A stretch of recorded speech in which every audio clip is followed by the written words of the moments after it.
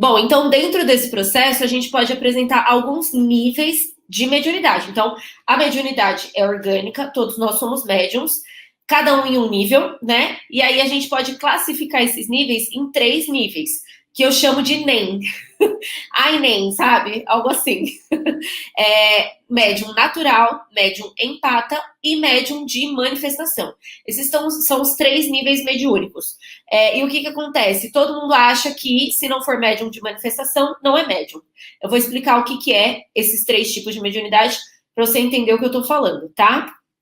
Então, o médium natural, ele é assim, se a gente imaginar um círculo, né? Um círculo de todas as pessoas do mundo. Então, todos são médiums naturais. Dentro desse círculo tem os médiums empatas. E aí, dentro desse círculo dos médiums empatas, tem os médiums de manifestação. Então, todos nós somos médiums, porque nós somos espíritos vivendo uma experiência humana. Então, a gente tem trocas espirituais, trocas energéticas, mesmo que a gente não sinta, mesmo se a gente não sentir, né? Porque tem pessoas que não sentem, tem pessoas que sentem mais e que às vezes acabam sofrendo mais também com isso, mas todos nós somos.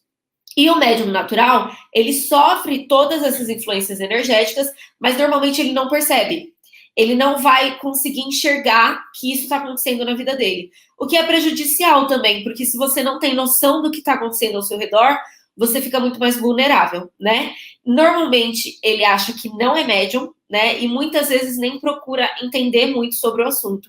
Eu vejo muito isso com pessoas ao meu redor, por exemplo, até a minha mãe, assim, ela sempre falou, eu não tenho isso de mediunidade, de essa conexão que vocês têm, mas eu percebo que ela tem e que ela sofre essas influências, mas às vezes ela não percebe, né?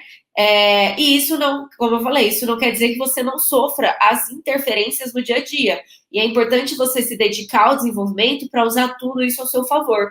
Então, quem começou a live aqui, começou falando, Lu, eu não sinto a mediunidade desse jeito que a gente ouve falar, será que eu posso fazer o desenvolvimento? Sim, né?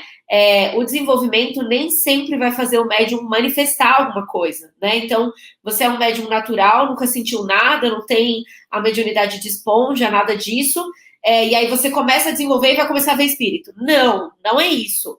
Nesse caso, se for realmente só a mediunidade, o nível, né, do médium natural, você vai aumentar a sua conexão com o seu guia espiritual, com o seu eu superior, né, com a sua essência mesmo, sabe? Com aquilo que é mais essencial em você, mais puro em você. Você se conecta através do desenvolvimento mediúnico, né? Consegue reconhecer ali, às vezes até mudanças energéticas em você. Não necessariamente você precisa ver nada ou ficar sentindo o que o outro está sentindo. Às vezes você não tem essa sensibilidade porque não faz parte do seu propósito, não faz parte daquilo que você veio fazer aqui. E tá tudo bem, é perfeito do jeito que é, né? Mas o desenvolvimento te ajuda no sentido de te conectar mais com o seu próprio espírito, né? E eu diria que essa é a parte mais essencial do desenvolvimento.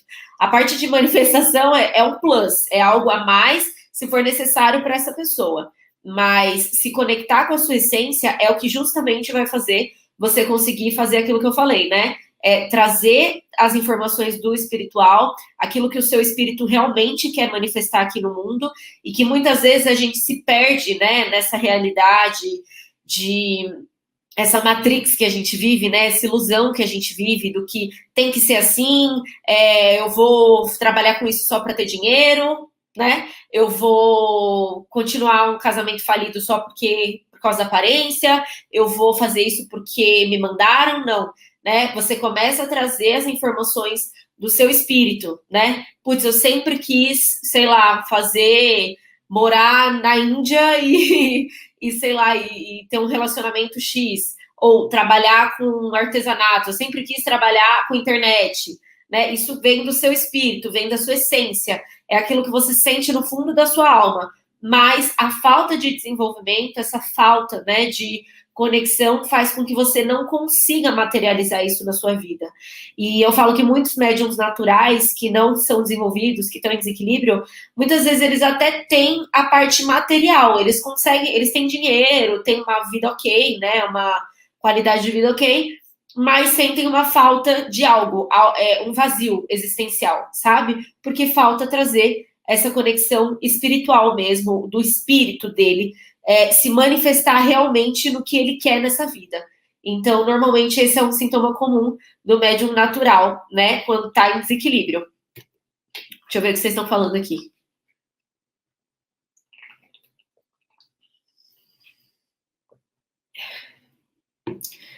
Vamos lá.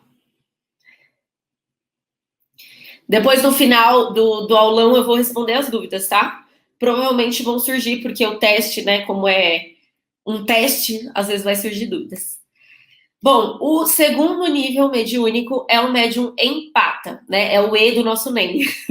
E acaba sendo que mais vivencia a mediunidade no dia a dia mesmo, né? Porque se a gente for parar para pensar, o médium de manifestação, por exemplo, ele vai ter a vivência da manifestação mesmo em alguns momentos, né, da vida, não vai ser toda hora.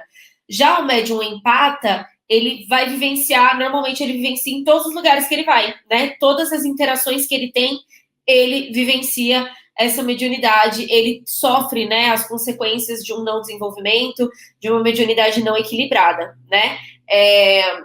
Então ele sempre vai ficar percebendo isso. Ele costuma sofrer muito com esse desequilíbrio, já que ele vivencia só a parte ruim da mediunidade, né? Dessa sensibilidade. Ele fica angustiado, esgotado energeticamente, sente muito sono, ou tem questões com o sono, assim, de ter insônia, ou muito sono, né? Tendo muitas consequências na sua qualidade de vida. Eu estava até falando nos stories, acho que foi ontem ou antes de ontem, sobre como antes eu tenho essa mediunidade, né? Eu sou médium empata e de manifestação e natural, né? Eu sou o combo. E muitas pessoas aqui também são. Mas a mediunidade de empatia, né? O médium esponja também, conhecido, por que ele atrapalha a qualidade de vida? Se você não tem um equilíbrio mediúnico, se você não tem consciência da sua espiritualidade, da sua sensibilidade, muitas vezes você vai ter uma interação com alguém, uma pessoa que está com uma carga negativa muito grande, ela se conecta com você, você pega toda essa carga e aí você chega em casa e dorme a semana inteira. Era isso que aconteceu comigo. Eu dormia a semana inteira. E aí eu acordava assim um dia um pouco melhor, mas não sabia direito o que tinha acontecido, por que eu tinha ficado aquela semana inteira sem conseguir fazer nada da minha vida.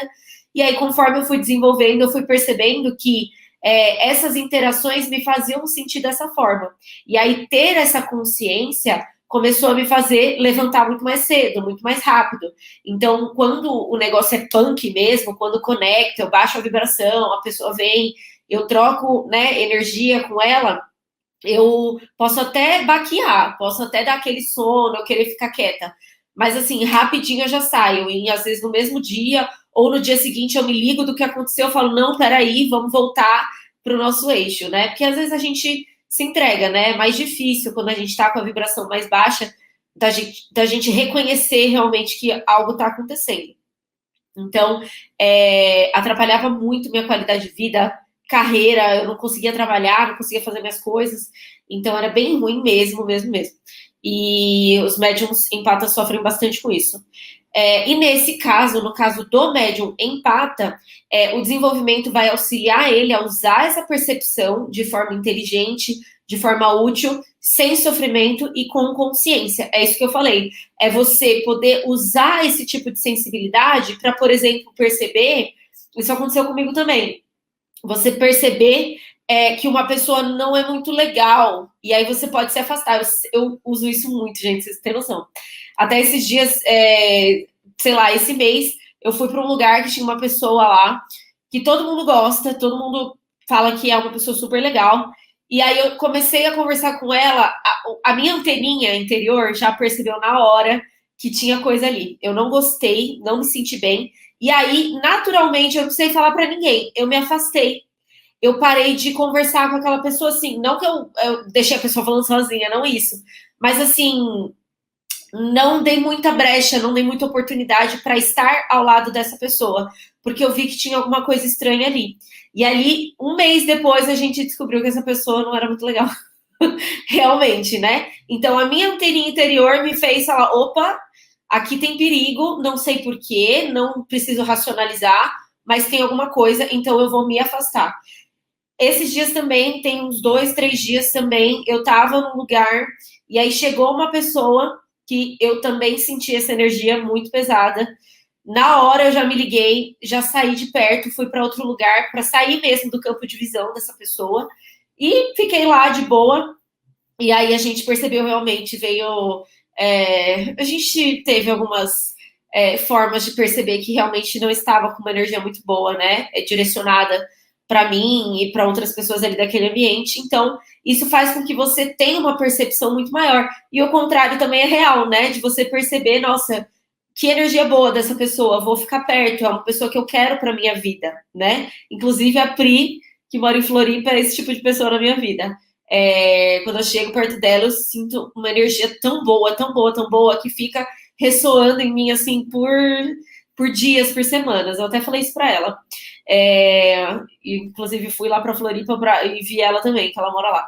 Então, assim, tanto para um lado quanto para o outro, e a consciência, nesse caso, você ter noção de como acontece a sua mediunidade, é o que vai te dar esse poder interior, né? Essa força para você poder usar isso de forma útil na sua vida, como proteção, como percepção, como intuição, né? Então você vai perceber tudo isso.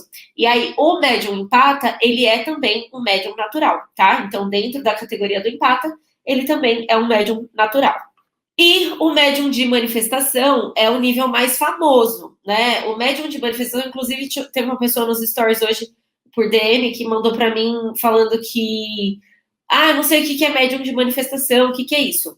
O médium de manifestação é aquele que vai incorporar o espírito, ou ele vai ver espíritos, ou ele vai psicografar, ou ele é um médium de premonição, ou ele vai ouvir os espíritos. Então, é uma mediunidade muito mais concreta, né? E às vezes mais assustadora, né? Porque as pessoas têm medo, não quero ver espírito, não quero incorporar.